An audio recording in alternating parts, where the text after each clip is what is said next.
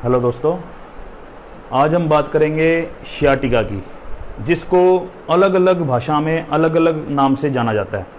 कोई लोग तो इसको पटनाल बोलते हैं, कोई लोग इसको रांगड़बाई बोलते हैं, कोई लोग इसको गदरसी बोलते हैं आयुर्वेद की दृष्टि से। तो दोस्तों, ये जो बीमारी है सियाटिका, इसमें ऐसा होता क्या है और इसके कारण क्या हैं, पहले तो हम उन चीज़ों को जानेंगे। उसके बाद फिर हम धीरे धीरे इसके घरेलू उपाय और इसके अंदर आयुर्वेदिक हम क्या कर सकते हैं और क्या इसके अंदर हम टेस्ट कर सकते हैं जिससे हमें पता लगे कि हमें सियाटिका है या सियाटिका का दर्द है। तो आप इस वीडियो को अंत तक जरूर देखें। दोस्तों, सबसे पहले हम बात करेंगे कि सियाटिका के अंदर होता क्या है। सियाटिका के अंदर होता ये है दोस्तों कि इसमें जो हमारी कमर है, L4 L5 जो हमारी वर्टिब्रा है, वहाँ से सियाटिका का जो नर्व है वो हमारी कमर से लेकर पैर के पंजे तक जाती है। और उसमें होता क्या है दोस्तों, जैसे कई बार हम कई सफ़र पे जा रहे हैं, सफ़र में जाते हुए एकदम झटका लग गया, ब्रेक लगा, झटका लगा, तो उसकी वजह से क्या होता है, या हम गिर गए नीचे कमर के बल, तो उस वजह से जो चोट लगी, या कई बार क्या होता है, यूरिक एसिड बढ़ने की वजह से ऑस्टियोफाइट फॉर्मेशन हो जाते हैं, जिस वजह से वो क्रिस्टल हमारी रीढ़ की हड्डी में जाके जम जाते हैं। और रीढ़ की हड्डी के अंदर कई बार जब एज फैक्टर बढ़ जाता है तो हर्निएशन हो जाता है, या हमारी जो रीढ़ की हड्डी के जो मणके हैं उनकी जो गद्दी होती है बीच की, जैसे मान लो इतनी चौड़ी है तो घिसकर इतनी रह जाएगी।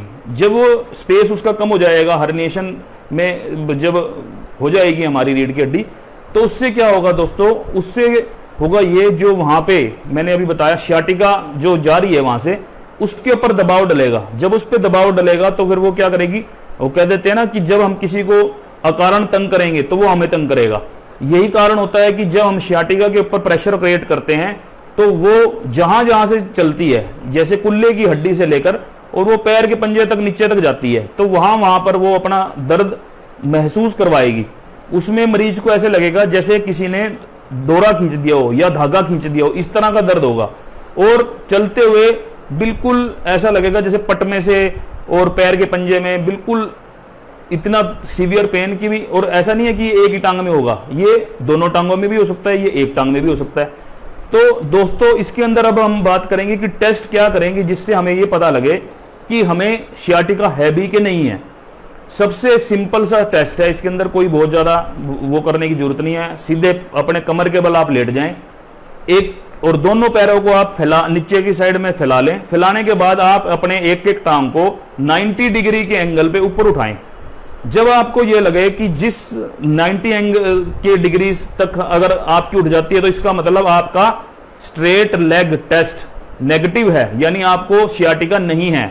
अगर आपका वो एक एक टांग आप जब ऊपर उठाते हैं और वो अगर 90 के कोण से पहले रुक जाता है, 45 पे रुक जाए, 60 पे रुक जाए, 30 पे रुक जाए, तो इसका मतलब आपका straight leg test raised test, यानी स्ट्रेट लेग रेज्ड टेस्ट आपका पॉजिटिव है। पॉजिटिव होने का मतलब यह है कि आपको सियाटिका है, यानी आपको सियाटिका की बीमारी है। दोस्तों, अब हमने ये जान लिया कि ये होता क्यों है और ये जान लिया कि इसका क्या टेस्ट हो सकता है जो हम घर पे ही करके देख सकते हैं। अब इसके अंदर दोस्तों मैं आपको ये बताऊंगा कि हमें क्या चीज तो खानी चाहिए और क्या नहीं खानी चाहिए। हमें दोस्तों इसके अंदर देखो, एक तो अपनी बल्क से जरूरत से ज्यादा हमें एक्सरसाइज नहीं करनी चाहिए, जितना हमारा शरीर अलाउ करे उतनी ही एक्सरसाइज करें। दूसरी बात क्या है दोस्तों, इसके अंदर अगर किसी को, जैसे मैंने बताया कि कईयों को यूरिक एसिड से हो जाता है, तो उसमें प्रोटीन रिच डाइट अवॉइड करें या ना खाएं, जिसके अंदर ज़्यादातर जो मेनली जैसे पनीर है, सोयाबीन है, इस तरह की चीज़ों का ज़्यादा परहेज किया जाए। और दोस्तों इसके अंदर क्या करना है आपको, इसके अंदर आप एक, जो मान लो आपने रात को बना दिया भोजन और वो बच गया और अगले दिन मान लो कईयों की आदत होती है उसको गर्म करते हैं खा लेते हैं, वो उस तरह का भोजन नहीं खाना। इसके अंदर उस भोजन को आप डिस्कार्ड कर दें या उतना ही बनाएं जितना आपको आपके घर में लग सकता है।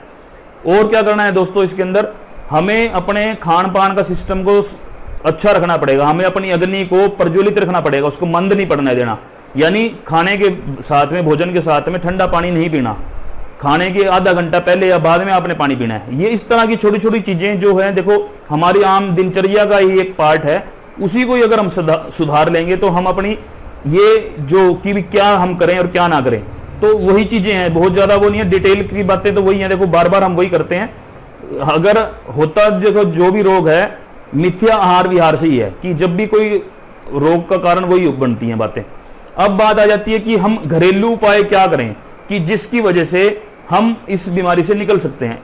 दोस्तों बहुत ही सिंपल सा इलाज है। गिलोय देखो इम्यूनिटी बढ़ाता है हमारी शरीर के अंदर, और हार सिंगार के पत्ते, हार सिंगार का पौधा कहीं भी लगा मिल जाएगा, मैं आपको दोनों के दिखाता हूं पत्ते कैसे होते हैं।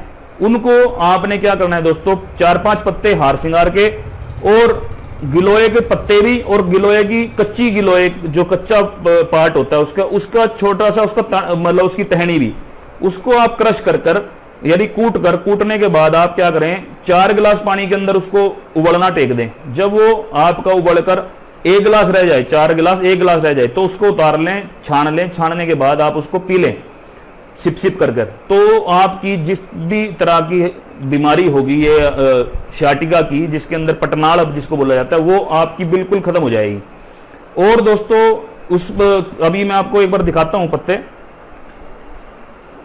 ये देखिए दोस्तों, ये आपको दिखाने के लिए देखिए, ये पत्ता होता है इसका हार सिंगार का।